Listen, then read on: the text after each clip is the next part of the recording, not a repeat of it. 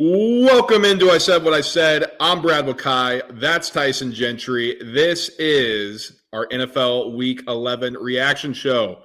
Ton of stuff to talk about. We got, bangers every single weekend, man. Like we kind of break down 3 games. We'll do that again this weekend. And it feels like it's the ones that we don't even think about that are turning into be really good games. And that's the NFL. And we knew that was going to happen when we kind of went with this model. This week, it kind of ensures that Chiefs-Panthers is going to be a fantastic game. Bryce Young is going to throw for 400 yards. But, Brad, we've been cooking on the NFL side of things. I mean, we're giving our opinions and everything, and then we go and we do our betting show later in the week where it has been pretty good. We had a great week, so make sure you check that out on Thursday. But right now, Brad, let's get into this madness that was Week 11. Oh, man, it's just a ton to discuss. We got coaches that we're going to talk about later that if they're on the chopping block, we'll kind of give a meter of what we think. But first, Tyson, I got to tee this up, man. It pains me to do it, but this is what we got to get into right now.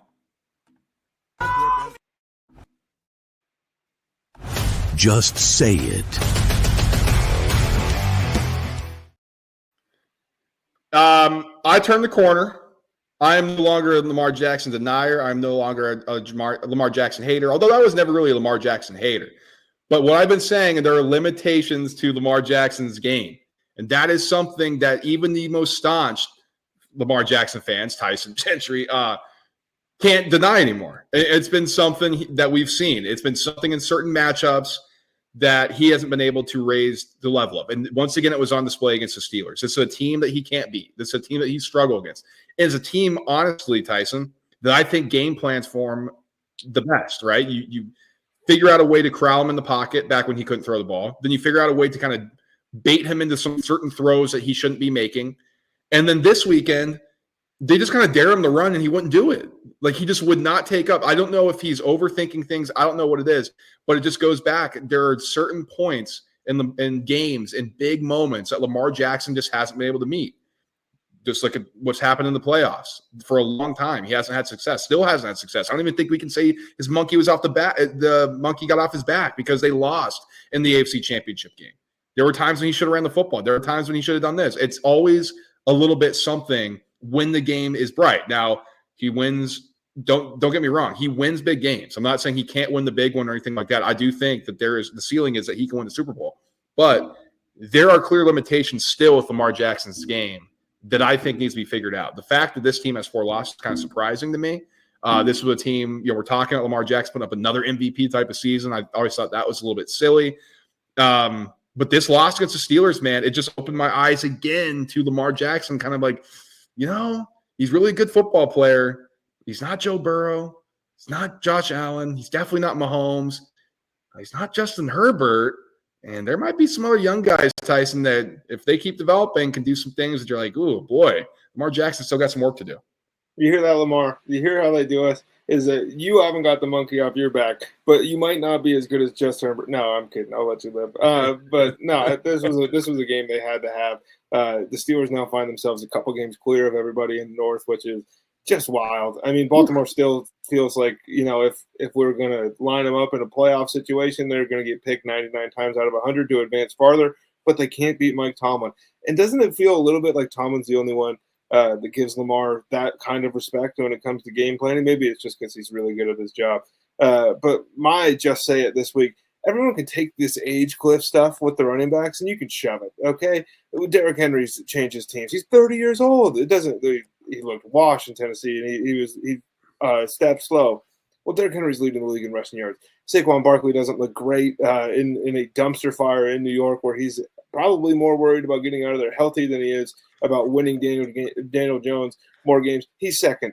Josh Jacobs, the Raiders gave him the ball 400 times. This guy, he can't keep doing this. He's third in the league in rushing. Chuba Hubbard's dead, right? I mean, he's coming out of Oklahoma State, and he's just not a very good player. He's fourth. Jameer Gibbs and Bijan Robinson, those are young guys. And then we get to Alvin Kamara. He's supposed to fall off 3 years ago. Joe Mixon was supposed to fall off 3 years ago. He's sitting right there behind him. Kyron Williams is slow. Him and J.K. Dobbins both, and Najee really kind of fall into this young guy thing. And then you get to Jordan Mason. He's in the Shanahan offense. But then you find Aaron Jones. And then you find Tony Pollard. And then you find James Conner. And you can keep running down this list. I mean, this is a a weird year in the NFL where all the geniuses that only talk about fantasy football and don't watch games told you running backs don't matter anymore. And you all went on the internet and said, of course they don't matter, because this guy told me he tweeted out some really interesting numbers that I don't quite understand, but now I'm going to parrot this, and it's going to make its way all the way to ESPN. Good players are good players, and they're going to stay good until something happens to them. Now, could Derrick Henry fall off next year? Of course. He's 6'4", 250 pounds, and he'll be 31 years old. But he didn't this year, and everybody sat here smarter than all these NFL general managers all offseason and told us, I don't need a Josh Jacobs, or I can replace that with Tyrone Tracy and Devin Singletary. No, you can't, because sometimes A-plus players make your team better. And that's the bottom line. This whole thing was just ridiculous. And I think, Tyson, the running back position is now going to have more value with these two high looks. Less in the box, more room for these running backs to run. You want to just sit back. And I think offensive coordinators and quarterbacks are just like, they're ready to take it, right? Like, they're just, okay, we got the advantage in the box. Let's just hand it off to Saquon Barkley, to Derrick Henry, to our good running backs. And I think we're going to see more of that. So I think the career could be extended now, like little Benjamin Button action. Oh, the pendulum has swung. And so I can't wait for 4 years from now when you and I sit here and say, you cannot extend Jahmyr Gibbs. All right, let's get into something interesting. Tyson will tell you what we're doing. But first, this is I'm excited for this one. Armchair Quarterback. So we're going to talk about the coaching chopping block. So Tyson, why don't you explain kind of our format and how we're going to do this thing? So if you didn't know, on average, every year in the NFL, 6.2 coaches are fired. I don't know how they divvy up the last guy into fists and what part of his body they chop off, but that's the average. So far this season, 2 coaches have been fired. That is Robert Saleh of the New York Jets, and that is Mr. Slap himself in New Orleans. No longer has a job. Shout out Dennis Allen. But right now we're going to run through a list of coaches, and some of these are guys that Brad and I think should lose their job. Some of them are ones that we put in here because for some reason they've made their way to the ESPNs and NFL networks of the world. And I don't know if we're going to rank them so much, but we're going to give our opinions on if these guys are going to keep their jobs or not, while keeping in mind that on average, only 4 of these guys will be looking for new homes next season. And remember, folks, when we say this guy's getting fired or should get fired, we're not rooting for it to happen. We're just kind of telling you how it is. We don't want anybody to lose their jobs, yada, yada. But this is a business. Yeah, he seems like an asshole. So let's get into the first one. Oh, Mike McCarthy. I'll let you lead this off. Yes or no, if that's what we want to do, all that good stuff. Well, I think this is impossible. This one's tough because Jerry Jones employed Jason Garrett for 10 seasons, where he went 8-8 every year, besides a couple, 2 playoff appearances, like barely any postseason success, but he just kept coming back. I think Mike McCarthy's gone because I think the optics in Dallas have reached a point that Jerry Jones is not okay with, not comfortable with, because it's okay to lose football games when nobody's laughing at you, and now the whole world is pointing their finger and going, what the hell is going on in Dallas? And Jason Garrett was a family guy, with the Cowboys. He played quarterback there, so that's a connection. Jerry didn't want to embarrass him. Mike McCarthy's an outsider. He was not part of the Dallas Cowboys family originally. I think Mike McCarthy does get fired. If they get embarrassed on Thanksgiving, I think it happens after that. To Tommy DeVito, I mean, it should happen during the game. I thought it was going to happen at halftime, this one, to be completely honest with you. Let's move into Zac Taylor, another guy coming off a pretty crushing defeat. I think the season's over in Cincy. What do you think about Zac Taylor? I think the season's over as well. I think it's a bad look when your star wide receivers yelling at you on the sidelines when he's going into the media or into the post-game presser area, whatever, in the locker room, and he's like, I just play. I don't call the plays. Talk to Zach. I don't think Zac Taylor's getting fired because I don't think that the Bengals ever do anything that is going to make them spend one dime more than they've already agreed to, and they're not going to expedite this contract. Should Zac Taylor be fired is a completely different question, but I believe he's safe. I think Zac Taylor is going to get fired. I predicted that 2 weeks ago. I think that won't change. The Bengals, if they're going to hand out cash, they just did one to Burrow. I think they're going to do that for Jamar Chase. They're going to need a coach so they can get that money back. They can keep going to the Super Bowl. I think either Ben Johnson, I think maybe Bobby Slowick, maybe Aaron Glenn. I don't know, but there will be a new head coach in Cincinnati next year. That's my prediction. Here's a fun one. Tyson put this name down here. I was kind of shocked, but he said that there's real heat. There's real people ask for his job. Kyle Shanahan. No is the answer, but this is a conversation people are having. People are mad, Brad, because the team that's been to 3 straight NFC Championship games and 2 Super Bowls, since the COVID year or whatever it is, or 2019, I guess was the one before this. But he's losing games, and so that's unacceptable. Really, is it Kyle Shanahan's fault that Deebo Samuel was fat? Is it Kyle Shanahan's fault that Brandon Ayuk showed up this year and forgot how to play football? Is it Kyle Shanahan's fault that Christian McCaffrey got Achilles tendonitis in both legs, which is just wild? All of those things, like, maybe could have been avoided, maybe couldn't have been avoided. Kyle Shanahan has kept this team afloat. There are some real questions you got to answer, because now if this is what it's going to look like going forward, then maybe we'll have this conversation in a year or two. As far as him losing this job, because it's third down Juwan Jennings. That's how this offense is running right now, and maybe that's viable going forward. This is an organization, though, that can Jim Harbaugh after just a crazy run of success. He's boys with Lynch, and I don't think he's going anywhere. No, he's not going to get fired. He shouldn't get fired. He's there should be spoiled talking like frustration. this. All of these people. But the reason this conversation is happening, Tyson, is because I think the 49ers got a little too fat happy on their feast, on their ability to pay for George Kittle, pay for Trent Williams, pay for Deebo, then pay for Brandon Ayuk, because they got lucky and had Brock Purdy on this rookie deal, this inordinate rookie deal that allowed them to do that. Well, there is more tape on Brock Purdy in this Shanahan system. And all of a sudden, Tyson, it's starting to look pretty average, to the point where we thought, oh yeah, this guy was Mr. Irrelevant for a reason. Now he is better. He is not pushing the football down the field, man. We can kind of be honest with this.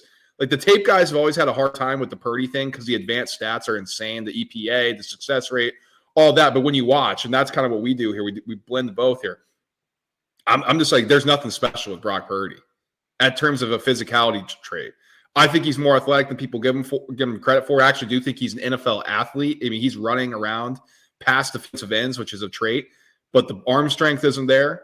If it's not schemed wide open, and we've had an issue with Deebo, and we saw George Kittle wasn't there, which is a Swiss Army knife, that's scary. I mean, if that's what your offense is going to look like against the Seahawks defense that's been getting ripped up, we got questions. But I don't think that falls on Shanahan. I think it's a quarterback thing. Yeah, we spent way too much time on the easiest no on this whole list. Let's get into the easiest yes, probably. Yeah, Pederson. You've heard of a hot seat. This thing burned. It is like there is no seat left. Doug Pederson is gone. I can't believe they let him finish the Lions game. Like, at a certain point, you gotta have some respect for your players or what's going on. And we love Doug, but he comes out in the post game presser and is like, "None of my coordinators are being fired." It was just like, I dare you to do it right now, Shad Khan. I don't think that you guys will. Yeah, that we that you used there was pretty liberal. I'm a Doug fan, but I love Doug Pederson. But he will be fired. I think the Jags are keeping him on because they hate him so much. They're torturing him by making him coach this team. You're going to coach Mac Jones. That's what you have to do for the next 5 weeks. That's your punishment. Next one here, Matt Eberflus of the Chicago Bears. There's some weird contract stuff here with Eberflus that can make this tricky. But the easiest answer in the world here is yes. So this guy's got to go. And it's another guy who maybe is a better coordinator than a head coach. It feels like maybe he's lost some of these veteran guys in the locker room. We've got the Shane Waldron firing, and the offense looks way better, but it's just attention to details that loses them that football game. There should have been a penalty on that blocked field goal, but there wasn't. Also, why didn't you try to get 5 yards closer in the final minute and 30 seconds that you had? Just malpractice, really. This guy's in over his head. Do the Bears have the nuts to do it is a better question. Yes, they will. They're going to fire Matt Eberflus. They're going to bring in an offensive coach. They are going to hire Lincoln Riley to take over as the head coach of the Chicago Bears. How's that for a hot take? That would go so poorly and would be so much fun. I think that Lincoln Riley would – you think college fans are passionate and they can be mean. The NFL is a different thing, Bob. This is the whole country now is going to say he was soft and he actually can't coach defense. And look, Lincoln Riley can come coach quarterbacks with Cliff Kingsbury. Don't let him anywhere near the head coach of an NFL football team. I think he'd be better in the NFL than in college because then he wouldn't have to recruit the players that's on the GM. Just go draft, just do that. Lincoln Riley just works on offense, and then you hire a Spagnuolo or you hire somebody like that. Just run the defense. Maybe after Zac Taylor gets fired, they bring in Lou Anarumo. He's the DC. Lincoln runs the offense for the Bears. Ryan Poles, hit me up. I'll be the guy getting this thing in for you. Yeah, and Ryan Poles just really appreciated that you said that he collects talent better than Lincoln Riley recruits. So I'm here for him, his mouthpiece, man. I'm his PR. I'm his PR stud. Some interesting ones to close. Antonio Pierce of the Las Vegas Raiders. I think he's got to go, brother. I think that this thing's got to be done. We love AP. Like I really like Antonio Pierce. I'm not so like. There's the Nick Sirianni conversation. What does he do here? What does Antonio Pierce do for the Las Vegas Raiders? The offense sucks. We kind of thought that was going to happen coming into the year, and they had a little bit more life maybe than you might have expected in the Dolphins game. A lot of that is because Brock Bowers is otherworldly, but it's not a team that quit, and I think that that's something you can hang your hat on. But I just don't think he's very good, and I don't think he's being helped by how poor the roster is. I think Antonio Pierce is going to be back. I don't think Mark Davis wants to pay out another buyout. And I know Tom Brady's now a minority owner, and everybody's going to be pushing the Raiders to bring in somebody. I don't think this is the right time. That's the other thing. Antonio Pierce at least wants to be there and at least wants the job, right? Like Ben Johnson isn't going to take this. Why Bobby Slow could be in over his head. Like that could be a complete mistake. I mean, you just go through the list of coordinators like Aaron Glenn. You think he's going to leave Detroit for this? You hire another defensive guy, get a quarterback in here, draft high, run it back with Pierce, and then maybe you can assess. Maybe somebody else gets fired. I mean, Vrabel, is he going to stake his career on this? I don't know. If he does, you absolutely have to make that hire. I don't know if he would, but I think Antonio Pierce is going to be back.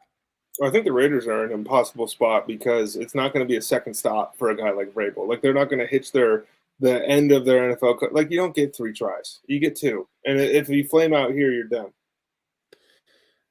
Kevin Stefanski, Cleveland Browns. You take this one.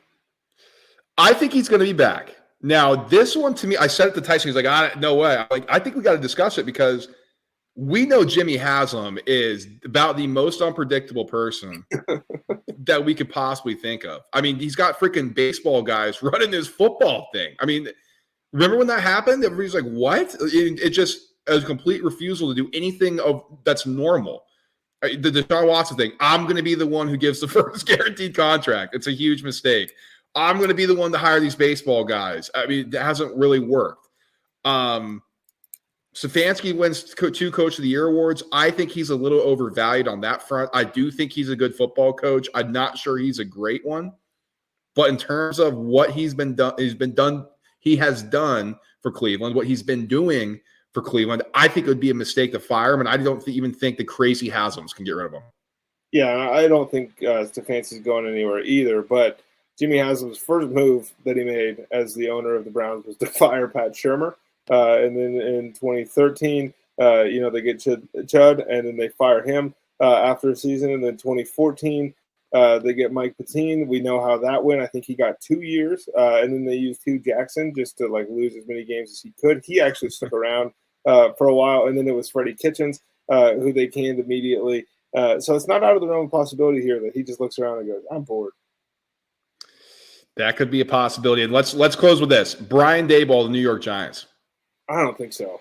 I feel like, personally, I don't know how much I buy into the Brian Daboll quarterback whisperer thing because we talked about this when we were talking about, was it Waldron or Luke Getsy that we were talking about, where sometimes you just find yourself in a really good situation. And yeah, sure, he helped mold Josh Allen. Josh Allen looks fine to me. And those guys are once in a generation, once in a lifetime guys that you get to coach. So I'm not sure I buy into that. But you're not going to go out on the market here and find somebody else that's willing to walk into this, even if you're promising them, hey, we're taking Shedeur Sanders, or hey, we're taking Quinn Ewers, Carson Beck, pick a name out of a hat, Cam Ward, whoever it is. I think that they're going to want to let him try, which is ultimately going to end up setting the Giants back. But he's kind of tied to Shane too. And so this is a GM deal, maybe more than a head coach situation. So I'm tallying things up right now. I have McCarthy, Taylor, Pederson, Eberflus out. So that would be the 6 with the 2 other guys that are fired. I'm going to say yes. Brian Daboll is out of a job at the end of the season. I think that the veto thing is trying to save his job. I think it's a mistake. I think it's just reeks of desperation where you're going to turn it over to this guy while trying to win a few games. I think it's a mistake. They already have 2. They're 2-8. It's going to get worse. It's going to look really bad. After winning Coach of the Year, which is a complete sham that Nick Sirianni didn't win that award. I'm still pissed about that. That this guy, it's completely tumbled. The Giants are even more of a laughing stock than when he took over, based on what they did for a year. Boy, Tyson, I think he's out of a job. How bad is Drew Lock? It must be bad. I mean, geez, Pete, right? Like, what does he look like in practice to get passed over for Tommy DeVito? And then this is what the weird part is. Daniel Jones is now quarterback 3. So he doesn't just get demoted to QB2. He goes behind Drew Lock. It's a really weird kind of, read the tea leaves here, people. I think that this might have came with a guarantee from Shane that, hey, let's just, the people like Tommy DeVito. He puts butts in seats. Let's just ride this thing out. Well, I think Shane might get fired too because he didn't get Saquon Barkley back. So I think both of them are out of a job. But the reason that Daniel Jones is now QB3 is because he has the injury thing. So if he gets hurt, he gets But if it was really about winning games, you think the guy that would started 70 of these things for you would at least be your break glass in case of emergency person if you wanted to win. Well, if you wanted to win, he wouldn't be on the bench. I mean, he's better than DeVito, as crazy as to say. I mean, as bad as Daniel Jones is, he's better than Tommy DeVito. The only question mark is, which you could have, is he better than Drew Lock? I don't know. We have to see it. But yet, it's DeVito getting the start. I think this Daboll's in over his head. It was a disaster after that one year where they pulled a horseshoe out of their ass. And this thing continues to be a bad franchise, and him and Shane are going to lose their jobs. I can't wait to watch it on Thanksgiving. All right, let's look ahead to the week. Start looking at some good old-fashioned marquee matchups. Marquee matchups. And all of a sudden, Cardinals and Seahawks are a banger because the 49ers are in big trouble in their division. The Cardinals are looking good. Our old boy Johnny Gans has things rolling out there in Glendale. Boy, I got to say, man, I was thinking about this with the Seahawks. So the Mike McDonald thing hasn't quite worked out on the defensive end like we thought immediately. But they go into that bye week and they come out and they look pretty good against the Seahawks or against the 49ers. Jesus. What if this is the moment where the Seahawks kind of flip that script on defense? They get better. They look like an actual legit unit, and Geno starts finding himself a bit.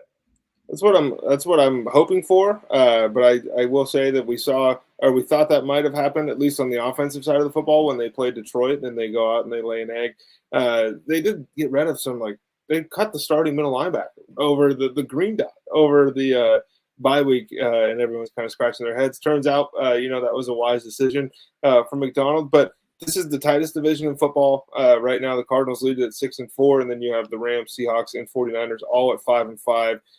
Different in division records, obviously, but this thing is still very much up for grabs. I really like the way that Arizona's been playing football this season. It's been through James Conner. Some people out there, if you listen to the beginning of our show, or I just say it, you thought Trey Benson was going to take over. This is a James Conner offense. This is a turn around and hand the football off. Let's crack some skulls. Kyler Murray hasn't been any better than he has in the past, and he's getting maybe a little bit more love this year because they're winning games. We sat when we did our breakdowns, and I said I thought this was going to be the tightest division in football. I didn't know that they're all going to be just about 500 through 11 weeks. Yeah, it's super interesting. And we look at this from a metric standpoint.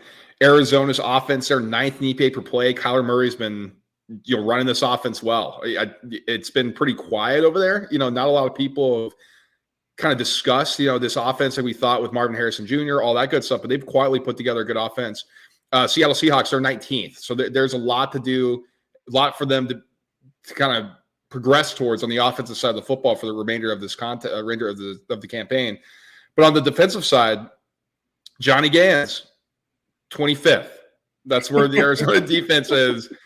So that is the clear weakness of this team. The Seahawks,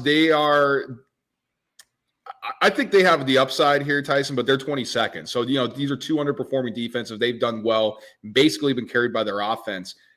I think the higher upside is the Seahawks. I mean, unless the Cardinals have the higher upside offense, just because I think they have the better quarterback. But the defensively, you got to give the edge to the Seahawks. Yeah, and Seattle catches this one at home, which is huge. 49ers and Packers. My goodness, can old LaFleur knock out one of his mentors? How about this one? This is a huge game.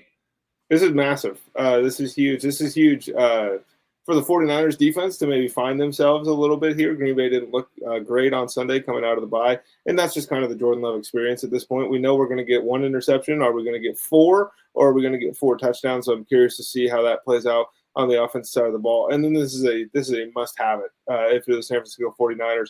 This is one you have to have. And Chris McCaffrey got the ball 24 times last week, Brad. He hits 100 scrimmage yards. Woohoo! He didn't find his way in the end zone. They'd lose the football game. I expect maybe an effort to get him in the end zone, but George Kittle is real important for what this team wants to do, and his health is paramount. They need him now. Going on the road should be a little cold in Lambeau, you would expect. So, I mean, maybe that's something here. Jordan Love's been good in the cold. Brock Purdy, not so much in weather, right? Those little tiny hands. I don't know if he can handle the ball in those conditions, but EPA per play, this is an offense for San Francisco. It's still top 5. Christian McCaffrey's back. Is there room for this thing to go to the next level? The Kittle thing, like Tyson said, is huge. In the run game, he's a great blocker. The Packers are 11th in EPA per play on offense, so a little something to be desired there after they had a hot close to the year. Maybe that comes. Maybe that starts this weekend. This is the time last year where it flipped. Where it flipped. Exactly. So keep an eye on that. Defensively, San Francisco 9th in EPA per play. So the defense is starting to play a little better than they did earlier in the year. But Nick Bosa went out with an injury. That's something to monitor. And the Packers are 13th. So quietly a pretty good defensive unit after they've been horrendous for the past few years. So this has a chance to be a slugfest. It does. And these are two teams, like I said, that San Francisco needs it maybe a little bit more than Green Bay. Green Bay is looking way up these standings here at Detroit. And let's close it off with the Ravens and Chargers on Monday Night Football. A little Harbaugh Bowl here. This is going to be sick. You got the old Ravens coming out after losing to the Steelers. Now they got to go out west. The Chargers coming off an insane game where they didn't charge her. Are they happy? I don't think so under Jim Harbaugh, but John Harbaugh is going to have these guys fired up. Lamar Jackson doesn't lose. Blah, blah, blah. I mean, this is a banger, man. I'm pumped for this one. Was that not a weird sensation for you? And any Chargers fans listening, go ahead, drop a comment or shoot us a message, something. I didn't feel like they were ever going to lose that game. I thought they were. I was like, Harbaugh's not losing tonight, and that's a weird feeling to have. This one for me is special. I might have to light a candle, draw the blinds. I got Justin Herbert playing Lamar Jackson. This doesn't get any better for the Tyson stock guys. This is going to be fantastic. Herbert looks, every bit as good as everyone always thought he was. It turns out that when you run the football, you don't have to throw it as much, and the numbers aren't quite as gaudy. QJ might be coming back down to earth a little bit, but he's still been a good player here for them, and it's been an awesome renaissance. Can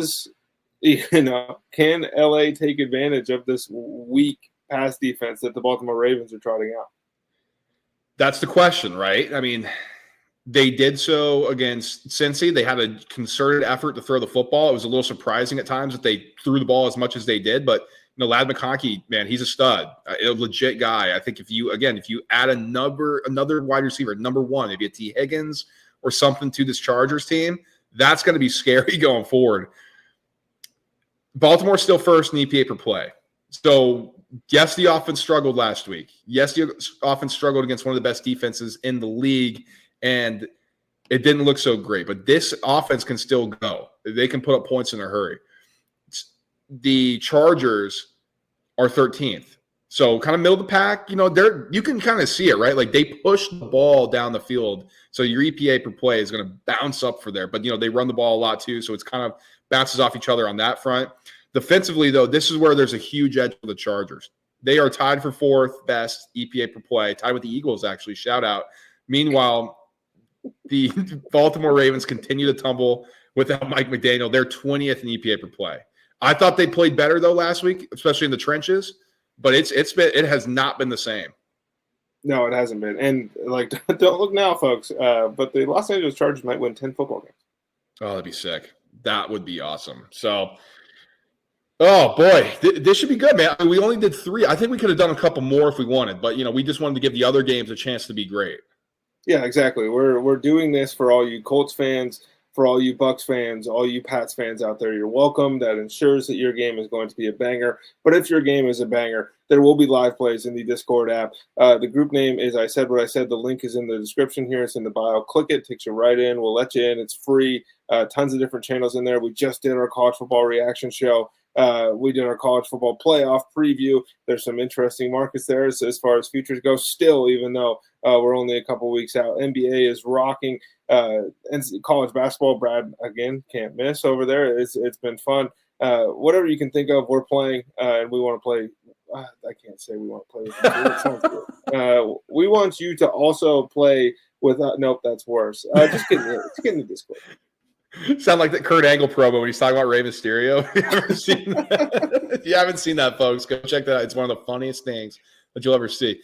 Like, subscribe, and share the show on the way out. If you're watching on YouTube, smash that like button. If you haven't hit the subscribe, do it now. We have a ton of content. I mean, if you guys have been with us from day one, we sorry we keep repeating it, but we have new listeners, new users, new whatever, new watchers. I don't know, new people playing with us. New people we're playing with. I don't know what's going on that Tyson wants us to do in the Discord, but stay connected with us. That's what we're saying. We've got a ton of good content coming out for you guys. I want you to be here with us. So share the show with a friend, share it with an enemy, share it with whoever you want, really. But we love growing with you guys. We love continuing to build this brand, and you guys for supporting us.